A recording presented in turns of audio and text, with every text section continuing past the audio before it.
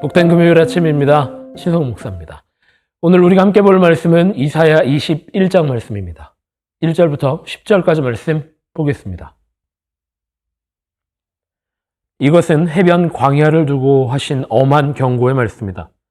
남쪽 광야에서 불어오는 회오리 바람처럼 침략자가 광야에서 쳐 들어온다. 저 무서운 땅에서 몰아쳐 온다. 나는 끔찍한 계시를 보았다. 배신하는 자가 배신하고 파괴하는 자가 파괴한다. 엘라마 공격하여라. 메대야 애워싸거라. 내가 바벨론의 횡포를 그치게 하고 억압받는 사람들의 탄식 소리를 그치게 하겠다. 그러자 나는 허리가 끊어지는 것처럼 아팠다. 아기를 낳는 산모의 고통이 이런 것일까? 온몸이 견딜 수 없이 아팠다. 그 말씀을 듣고 귀가 멀었으며 그 광경을 보고 눈이 멀었다. 나의 마음은 갈피를 잡지 못하고 공포에 질려 떨었다. 내가 그처럼 보고 싶어한 희망찬 새벽빛은 도리어 나를 무서워 떨게 하였다. 내가 보니 사람들이 잔치상을 차려놓고 방석을 깔고 앉아서 먹고 마신다. 갑자기 누가 명령한다. 너희 지휘관들아 일어나거라. 방패를 들어라. 주님께서 나에게 이렇게 말씀하셨다. 너는 가서 파수꾼을 세우고 그가 보는 대로 보고하라고 하여라. 기마병과 함께 오는 병거를 보거나 낙이나 낙타를 탄 사람이 나타나면 주의하여 살펴보라고 하여라. 파수꾼이 외친다. 지휘관님, 제가 온종일 망대 위에 서 있었습니다. 밤새 경계구역을 계속 지키고 있었습니다. 그런데 갑자기 병거가 몰려오고 기마병이 무리를 지어 온다. 누가 소리친다. 바벨론이 함락되었다. 바벨론이 함락되었다. 조악한 신상들이 모두 땅에 떨어져서 박살났다. 아, 짓밟히는 나의 결혜여. 타작마당에서 으깨지던 나의 동포여. 이스라엘의 하나님 만군의 주님께서 나에게 말씀하신 것을 이렇게 내가 그대들에게 전한다. 네, 사순절 벌써 세 번째 날입니다. 금요일이 되었네요. 시간 참 빠르게 흘러갑니다. 사순절 잘 시작하셨나요? 사순절, 이번 사순절은 정말 기도로 또 말씀으로 채우고 새롭게 시작하는 새로운 생명으로 주님 주시는 새로운 능력으로 승리하는 모든 성도들 되셨으면 좋겠습니다. 우리가 이 사순절 기간 이사야 말씀을 읽어나가는 일정과 맞물려 돌아가게 되었습니다. 이 사순절 기간 하나님께서 우리에게 이사야 말씀을 읽도록 하신 이유가 무엇일까 생각해 보게 되는데, 오늘 우리가 함께 보고 있는 이사야 21장 말씀은 하나님께서 아수르를 통하여 아수르를 이용하셔서 바벨론을 치시는, 바벨론을 멸망시키시는, 무너뜨리시는 내용이 바로 이사야 21장의 내용입니다. 바벨론은 아주 대표적인 유다, 이스라엘 민족의 앙숙이라고 해야 할까요? 아니면 괴롭힌 상대라고 해야 할까요? 원수라고 해야 할까요? 그런 아주 끔찍한 대상이었습니다.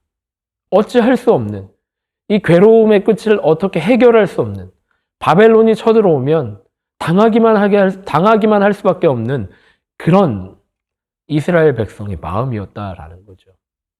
그런데 그 바벨론이 무너지게 됩니다. 또 다른 민족 아수르를 통해서 바벨론이 무너져 가고 있습니다. 여러분이 만약에 이스라엘 백성이다, 유대민족이다라고 하면 어떤 마음이 드실 것 같으세요? 그렇게 끔찍하게 원수 같았던 바벨론이 망하게 되었습니다. 그것도 아주 순식간에 아주 적나라하게 무너지게 되었습니다. 여러분의 마음은 어떠시겠습니까? 통쾌하시겠습니까? 그런데 통쾌해야 할까요? 오늘 이사야의 마음도 통쾌했을까요? 결코 통쾌할 수 없었습니다. 하나님의 심판은 너무나도 강력하기 때문에, 너무나도 명확하고 너무나도 단호하기 때문에 끔찍한 장면으로 이사야에게 느껴집니다. 오히려 두려움의 장면으로 이사야에게 느껴지게 됩니다.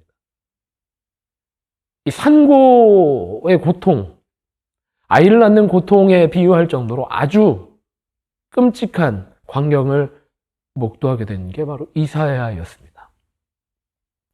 그리고 그가 통쾌함을 느끼지 못했던 이유는 이것입니다. 바로 그들을 향한 애끓는 마음, 그들을 향한 중보의 마음이 남아 있었기 때문이 아닐까라는 생각을 해보게 됩니다. 우리도 살다 보면 원수와 같은 것, 원수처럼 느껴지는 것, 혹은 사람들이 있습니다. 대상이 분명히 있습니다. 그들이 무너져 내리는 것을 꼭 보고 싶을 때도 있습니다. 그런데 하나님의 백성된 우리는, 하나님의 자녀인 우리는 하나님이 주시는 또 다른 마음을 붙들어야만 합니다. 세상이 하나님을 경외하지 않습니다. 세상이 하나님의 말씀으로 온전하여지지 않습니다. 세상은 언제나 그랬던 것처럼 흔들리고 있고 깨지고 있고 병들어 있습니다. 그런 그들을 바라보면서 때로는 우리 마음 가운데 무너져 내렸으면 좋겠다. 하나님을 경외하지 않는 저들이 없어졌으면 좋겠다는 생각이 들지도 모르겠습니다. 하지만 하나님께서 우리에게 주시는 마음은 아주 단호합니다. 기도하라. 기도하여라. 저들을 위해 중보하여라. 입니다. 이 사순절 기간 우리에게 주시는 말씀이 말씀과 기도로 온전하여질 수 있도록 우리를 인도하시는 것 같습니다. 말씀으로 우리를 무장하고 말씀으로 좀 더 온전하여질 수 있도록 성화의 과정을 거쳐가고 날마다 주님의 형상을 닮아가도록 경주하는 것, 그게 우리입니다. 주님께서 우리에게 주시는 마음은 또한 기도하도록 명령하십니다. 하나님의 말씀을 모르는 그들을 향해서, 하나님의 말씀에서 멀리 떨어진 그들을 향해서 하나님이 일하시도록, 하나님이 그들을 변화시키시도록, 하나님이 다시 한번 그들을 주의 백성 되도록 붙들어 주시도록 우리가 중보해야만 하는 것 같습니다. 오늘 우리가 이 말씀을 통해서 다시 한번 깨닫게 되는 것은 하나님은 우리를 기도자로 세우셨습니다. 말씀 가운데 온전하여지고 기도로 일하도록 우리를 부르셨습니다. 이사야 선지자를 하나님께서 세우신 이유도 선지를 통해서, 어쩌면 끔찍한 미래의 이야기를 통해서 하나님께로 돌아오도록 하나님은 이사야를 사용하시는 겁니다. 우리 베델 성도 한 사람 한 사람 주님께서 붙들고 계십니다. 오늘도 초대하고 계시고 말씀 가운데 이끌어 주십니다. 우리는 말씀으로 또 기도함으로 주님의 일꾼이 되어서 이 땅 가운데 빛이 될 수 있고 소금이 될 수 있는, 이 땅에 없어서는 안 될 유일한 하나님의 일꾼으로 온전히 세워주실 수 있는 모든 성도들 되셨으면 좋겠습니다. 오늘 하루 그렇게 시작합니다.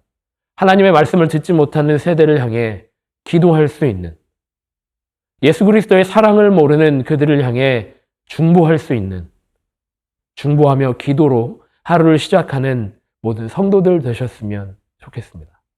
그렇게 기도합니다. 주님, 나를 말씀의 파수꾼으로 불러주시니 감사합니다.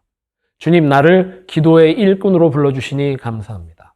주님, 내가 주님 말씀만 의지하게 하시고 붙들게 하시고 또 기도하고 중보함으로 하나님의 일꾼 되게 하셔서 이 땅 가운데 나를 통해 복음이 선포되어지고 주님의 능력들이 드러나게 하여 주시옵소서. 그래서 이 땅 가운데 주님의 말씀 붙든 우리가 등대가 되게 하여 주시고 소금이 되게 하여 주옵소서. 그렇게 기도하고 기대하는 마음으로 오늘 하루 승리하는 베델교회 모든 성도들 되시기를 간절히 기도하고 축복합니다.